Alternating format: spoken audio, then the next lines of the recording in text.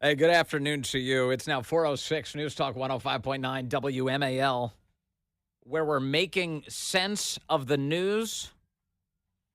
Coming up, David Strom from Hot Air will be here. We'll talk to him about the Democrat Party's latest civil war in America. This time just between themselves, I think.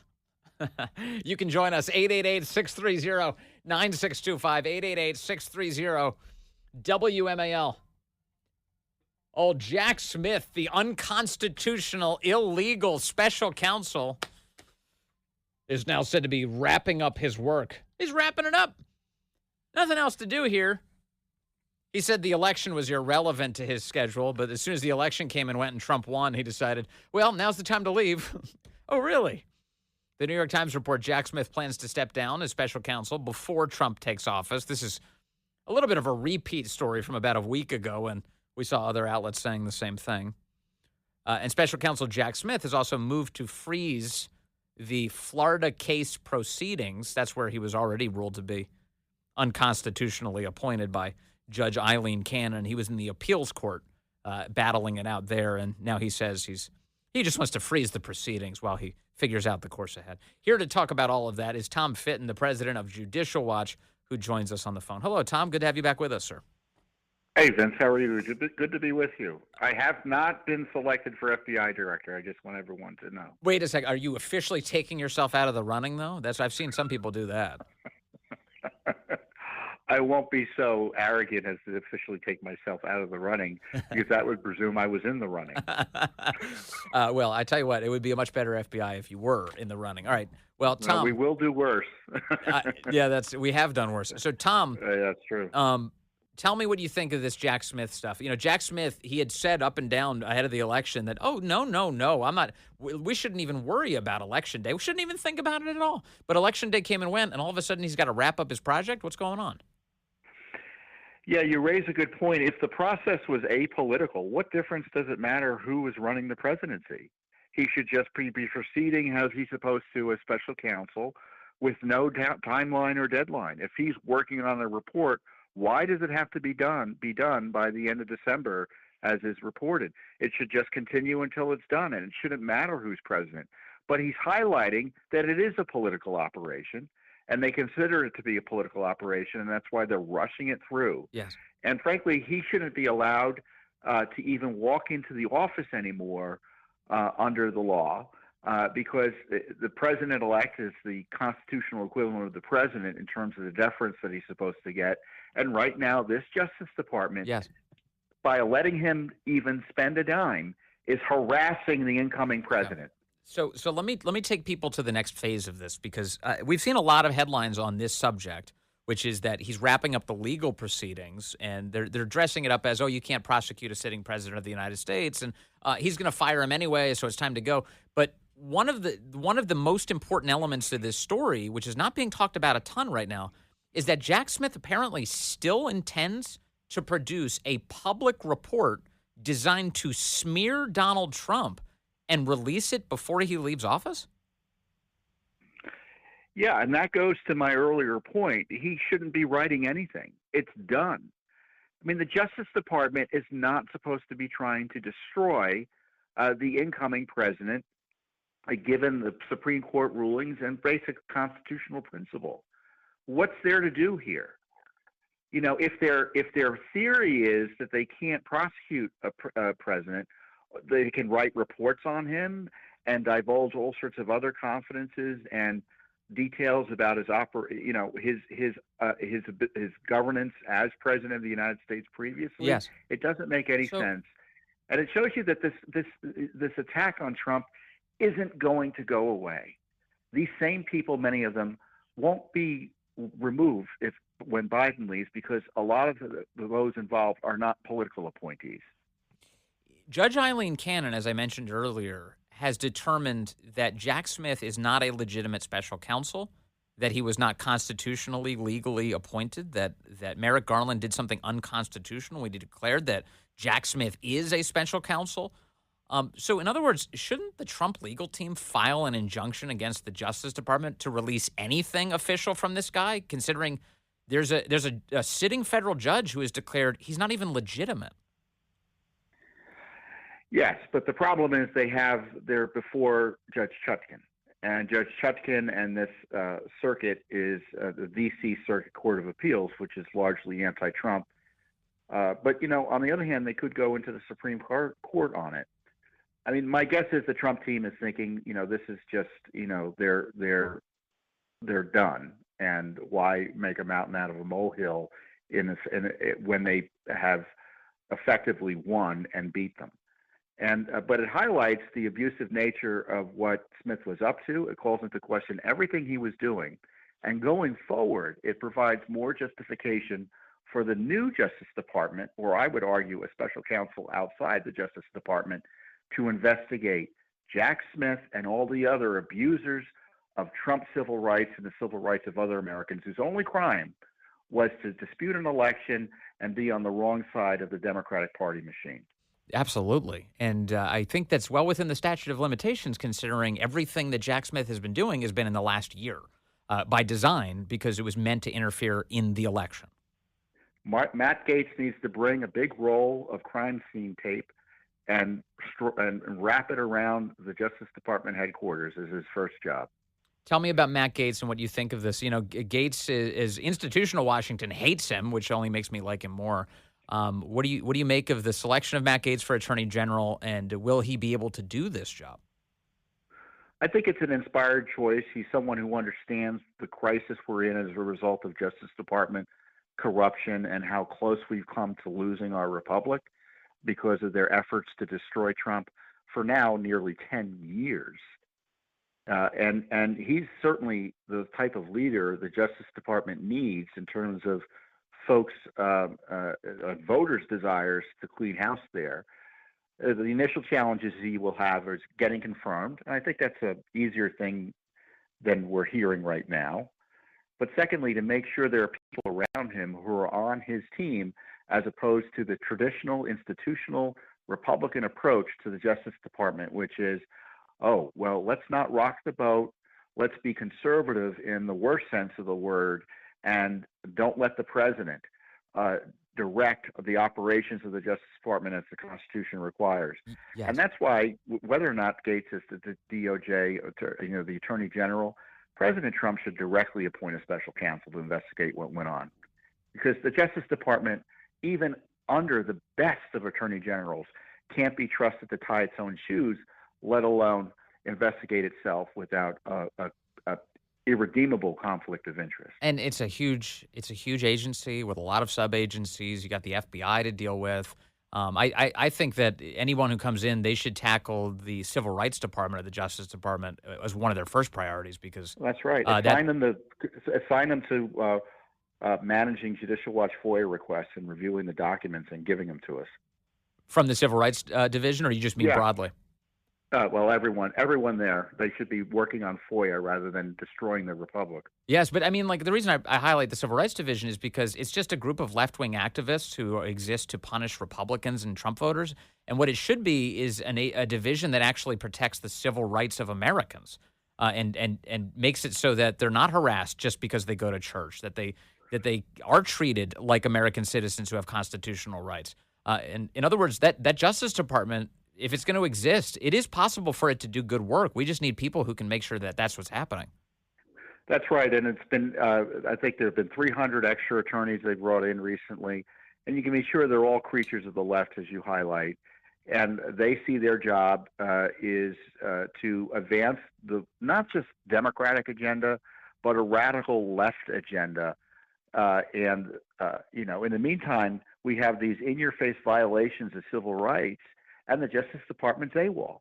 Why? Because they support the violations of civil rights if the political target is correct. Yeah, it's disgraceful. By the way, I just wanted to share with people the breaking news now. President Trump has confirmed that Robert F. Kennedy Jr. will be the Secretary of Health and Human Services just moments ago. So that's yet another pick today. Tom, I don't think Washington's going to enjoy that pick either, actually. Each pick is historic in its own way, and you could do 3 hours on why Gates's pick is important, or Hegseth's pick is important, Kennedy, obviously, and Tulsi Gabbard. This city is so darn corrupt. All these agencies need really a wrecking ball approach by the cabinet officials or related officials that are running them. Yeah. Otherwise, it's 4 years will pass and they'll still be largely the same they were before. And just the new crowd will come in and we'll be back to where we are, where we're all facing prosecution and censorship and all the rest. As a political matter, do you feel like this is the time to shoot for the stars, to go for the big picks? It's right now when President Trump is coming right out of this election. He's got this huge mandate, and this is when Senate Republicans are most likely to say, aye, aye, sir, we'll go with that. Oh, yeah, you got to get it done quickly. And not only that, but the confirmation votes are the first important votes. The other votes are going to be implementing the reforms, decimating the Justice Department. I don't think the FBI is redeemable. Are there going to be are there going to be enough brave Republicans that institute the reform in that regard? That this job is, we're facing a crisis, right, in terms of what the Justice Department and FBI have done to our country. And, the Defense Department is really just, the morale is sunk. What the intelligence agencies, we still don't even know. We know a little bit of the damage to us. But I'm hoping with folks like Tulsi and Ratcliffe, we'll get a better feel for it. So who knows how much needs to be done there to break down that corruption. Yeah. They don't like us in those agencies. The deep state hates American voters and the concept of self-government, and we got to correct that attitude. Otherwise, we're going to lose our country in ways we're concerned about now. We won't even know how far off we'll be from a constitutional republic if this isn't handled in a timely way. All right. Tom Fitton, the president of Judicial Watch, please keep up the great work, and thank you for your time as always, sir. Hey, thank you, Vince. There Bye-bye. He is, Tom Fitton. And, these are big picks. President Trump is making some very big – these are as bold as you can get, these picks. And it really goes to the point that each of these agencies have really critical problems that need to be untangled. Whether it's at HHS and the FDA fixing America's health issues, getting to the point where the government is not in on poisoning Americans, on serving them so poorly that it affects their health, that we're not living in a world where we're maintaining disease rather than pursuing cures. That's one of the biggest things imaginable. And each of these agencies, you can get on the list, the Department of Defense. And Pete Hegseth, God bless that guy.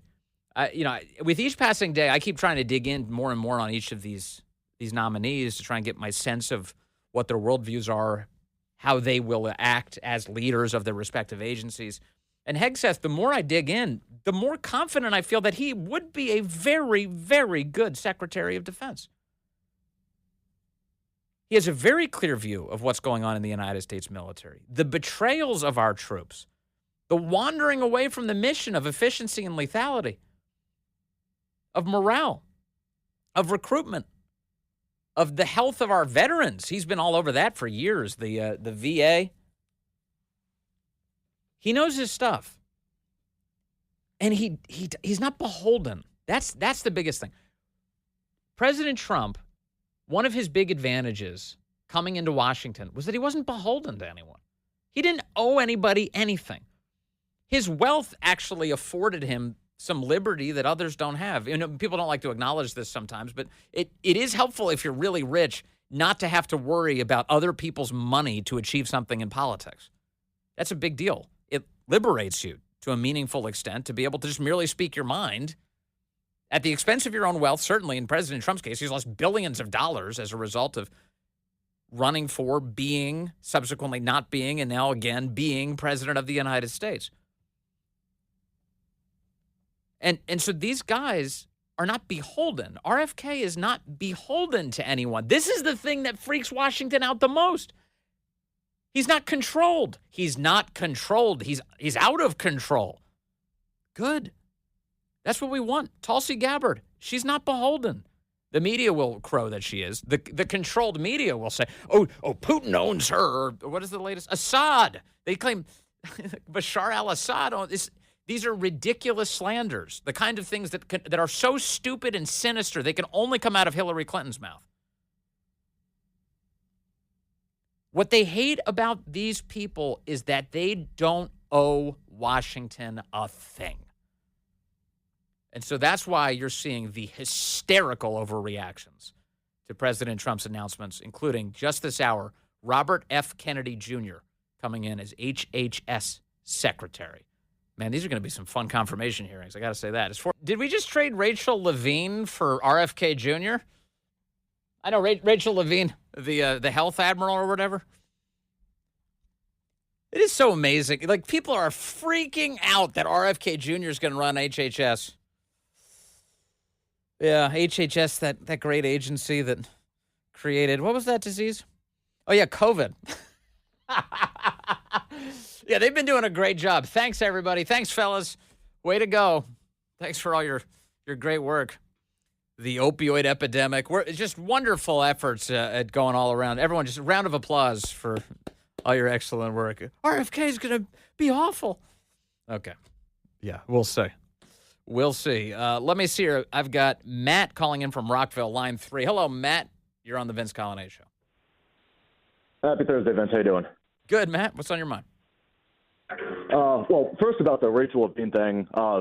It's really funny that she said that glad that they didn't transition prior to having kids, yet it's pushing for younger and younger children to go through it, which is just demonic. Idiotic. But, yes, yeah, that too. Yeah. So why I called was about Pete Hegseth specifically. What have we been doing for the last 20 years? We've had endless wars. We've poured trillions of dollars into a war that, the Taliban runs Afghanistan now. We've had recruitment issues. We've had people, even in the Trump administration, like Chairman Milley saying, I'll warn China. Nothing has gone right. So why not take a shot at someone else? Try something different. Yes. And then if it doesn't work, you can replace him. Trump has no problem firing people. But the status quo that we've been doing has been doing absolutely horrible, and we need to shake it up. It's got to be a lot better than what we have now. The guy believes in physical fitness, discipline, lethality. He believes in troop morale. He believes in recruitment. He believes in making the military focused on its core mission, not on dividing people. It's about unity of purpose. It's not about dividing the troops against each other. All of that makes common sense to everybody, not just members of the military. Pete Hegseth's a great choice. One of many. We'll keep tracking it. David Strom's coming up soon. We'll talk to him about the civil war that's brewing underway inside of the Democrat Party. Hey, good afternoon to you. 436 here, News Talk 105.9 WMAL, where we are making sense of the news. Coming up, David Strom over at Hot Air will talk to us about all the infighting going on among Democrats, about the future of their party. How do we win again? How do we win again? How about don't be crazy? That would be a good start. You can join us, 888-630-9625, 888-630-WMAL. You see that, Alexandria Ocasio-Cortez got rid of the pronouns in her bio?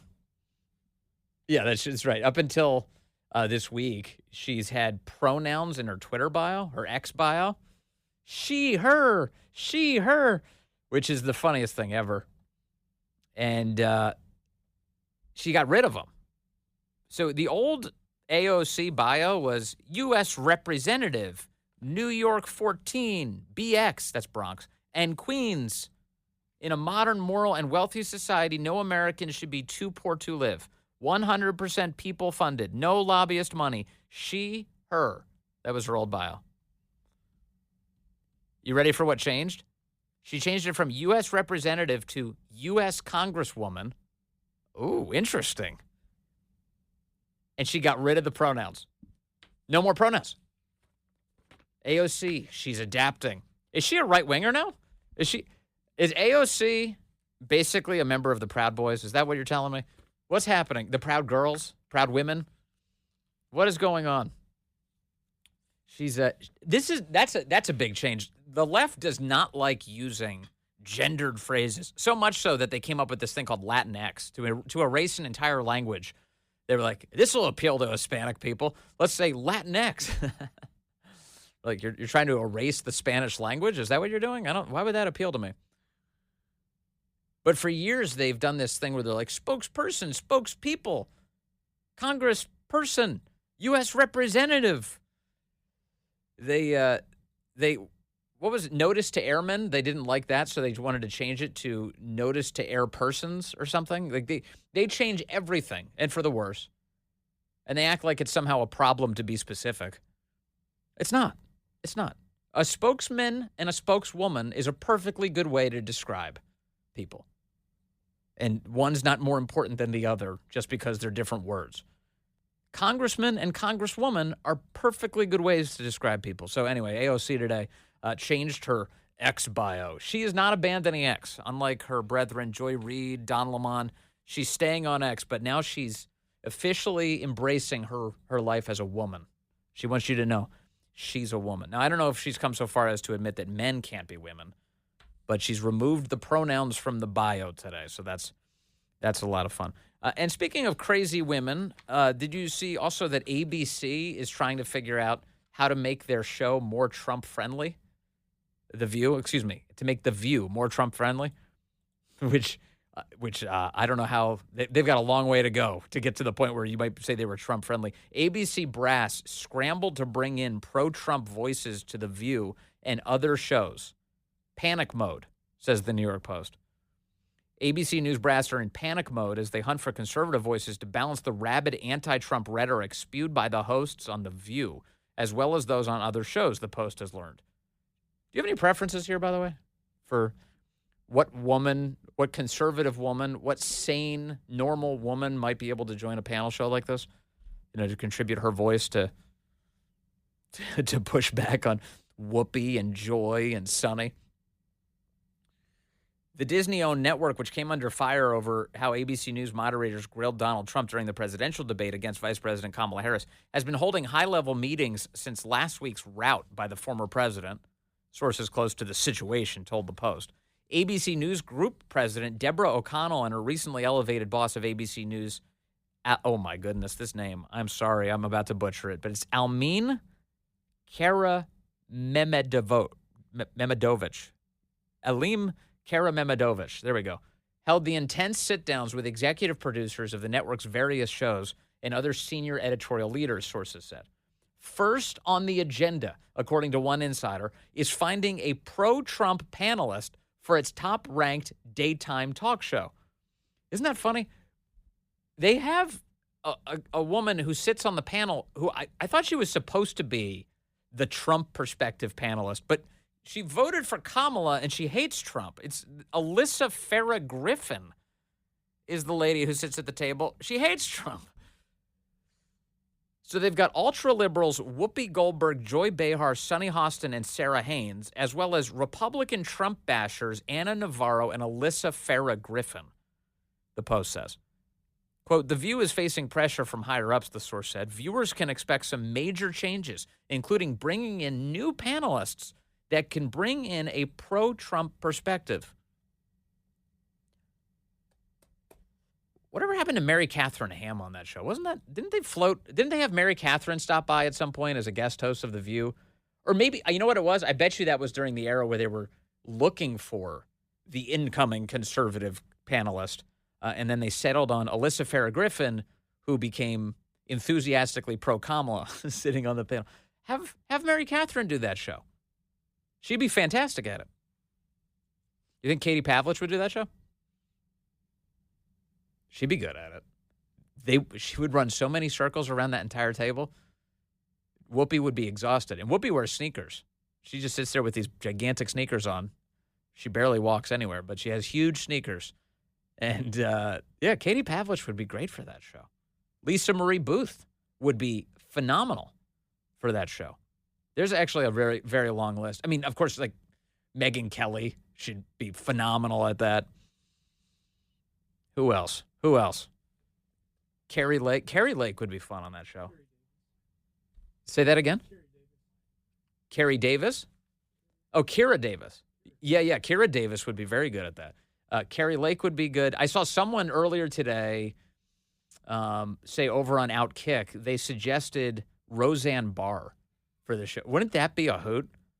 I actually might tune in. If Roseanne Barr joined the table at The View, that every show would end in a complete fist fight. The whole show, it would just be, there would be WWE style chairs thrown. Julie Gunlock would be very good. They can't handle Julie. There's no chance. Patrice, obviously. No. Don't give me ideas like that because they need to stay right here on WMAL. Mercedes Schlapp. I know. Oh, I'm sorry. Hey, Nick, I think I just stepped on your concept. I didn't realize you were going to say this. Nick's on line 3, Nick in Purcellville. Hello, Nick. You put the words right in my mouth. Anyway, how about, are you allowed to be in Congress and also be on TV? Are you allowed to be on Congress and also be on TV? Yeah, one would assume. Yeah. In fact, actually, it feels like it's a requirement in Congress. Everybody's constantly on TV. Well, can we maybe have Marjorie Taylor Greene on there, but she would be doing it from a podcast? From a distance, so she can do it remotely? Yeah. The problem with that is they would cut her off. They'd shut her microphone off from afar. She has to be there right at the table to make it just as violent as possible. I think that would be the most important thing.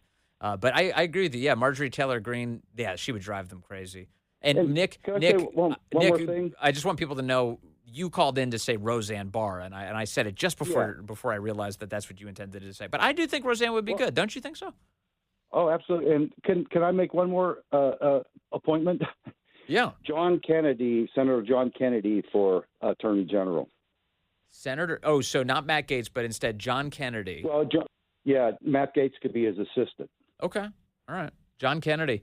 John Kennedy is one of the single most amusing United States senators. So for that reason alone, I think that's a perfectly good idea. Thank you, Nick. You're welcome. I like John Kennedy. I saw a supercut recently. We should probably pull it at some point of all of John Kennedy's witticisms, just like all the things he says when he's on television, the most obscure possible phrases. They're hilarious. He's really, really funny. He's excellent. Let me see here. I've got a lot of people coming in who want to talk about everything that's going on. Let me take John in Roanoke on line 7. John wants to talk about all of these picks that President Trump has been making. Hey, John. Good afternoon, sir. Hey, Vince. Hey, first off, don't forget about Dana Loesch. She'd be good. And if you also remember, they had Jenna Bush on there, but I don't think she could take the heat of the 4-on-1.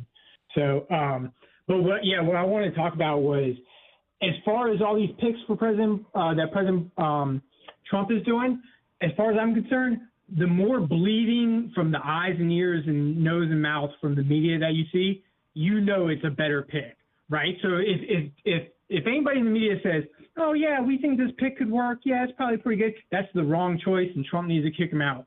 The more they scream and yell, then the better it is. Yes. And I'll give you a case and example. You kind of talked about it a little bit with Tulsi Gabbard, right? I don't really know Tulsi all that much.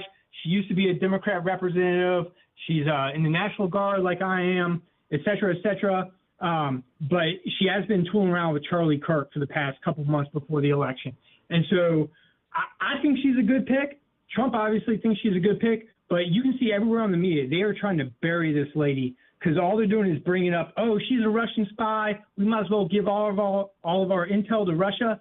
And if you remember, that was started by Clinton because Tulsi challenged Clinton, and Clinton didn't like it. So Clinton pulled the Pelosi thing out of just throw some mud on the wall, and, it'll start sticking because the media will run with it. And so all these people are still telling lies to this day about Tulsi just to bury this lady because why? Because Trump picked her for this thing. Yeah, so as far as I'm concerned, everybody needs to go in there with a wrecking ball and wreck shop, and the more they do it, the better it is. And so obviously I live in Virginia, and I saw that Senator Warner, who's a Democrat, he came out today saying, oh, well, we need to be careful about cutting stuff in all these departments because, that's going to affect the Virginia economy and blah, blah, blah, blah, blah.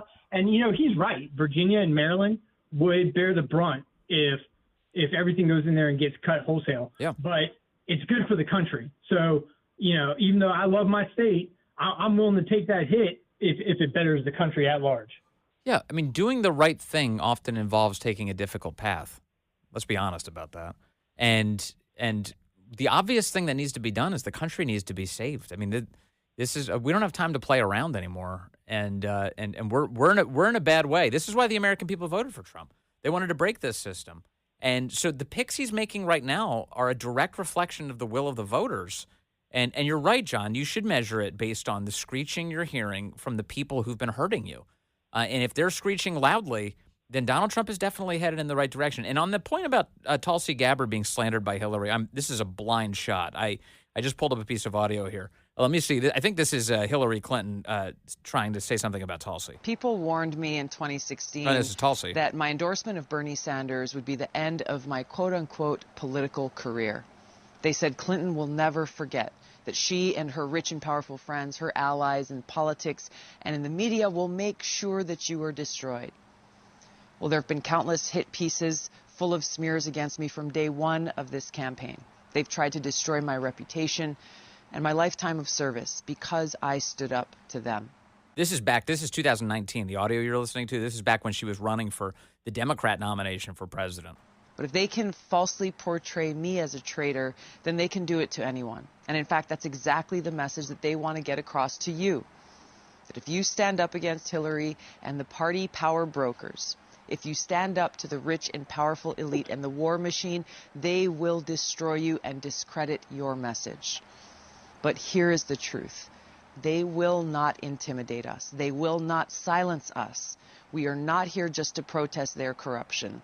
I am running for president to take the Democratic Party and our country back from the corrupt elite. I'm running for president to bring about a new Democratic Party and new leadership that will fight for peace, fight for the people, and protect our planet. And now she's a Republican. She supported Trump. And now she's going to play an essential role in continuing the mission you just heard her vocalize, John. I think that's a really big deal. And you're right. It was Hillary Clinton who was out there saying that she was Putin's puppet, that she was a propagandist on behalf of Vladimir Putin. And that's Hillary Clinton, one of the single most corrupt people in all of American politics.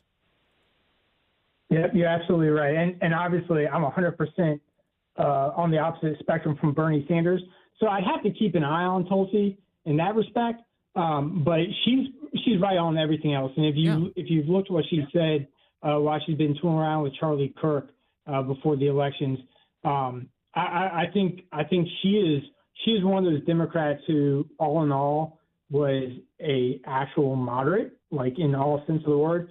And now she's just kind of seen the light, as she said, that the Democrat Party is not what she joined it to be, right? And so now she's moved. But I mean, Trump, like I said, he just needs to keep pushing and keep pushing and keep pushing because he's got 4 years, and the best legacy that he can set up is to have J.D. Vance or whomever have another 8 years as a Republican administration after him. That's the best legacy he can set up. He's going to set it up in these first 180 days by just wrecking shop. Yeah, and I have very good feelings about J.D. Vance. I don't know J.D. Vance. We've talked to him. I've interviewed him once. We had him here on the program, and I really like him. I know people who really like him, who think he's a really, really talented guy.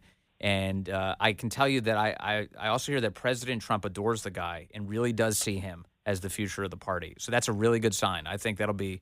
I think we're on a good path right now, and I hope we can maintain it. John, thank you very much. Good to talk to you today. I want to go to line 6. That's where we find Sylvia calling in from Washington, D.C. right now. Sylvia, thank you for waiting. You're on the Vince Coglianese Show. Hi, Vince. Love your show. You have the best guests. Thank you. I'm very positive about RFK, and I just want to say that I think that Rick Grinnell should head up the FBI, and Carrie Lake should be press secretary. I think they would be splendid. As far as the money goes, I am a little bit concerned about the fact that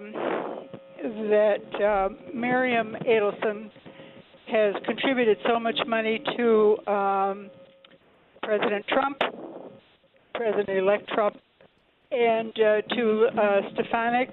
I think we need to have a little more separation between the United States and Israel in order to be an effective partner.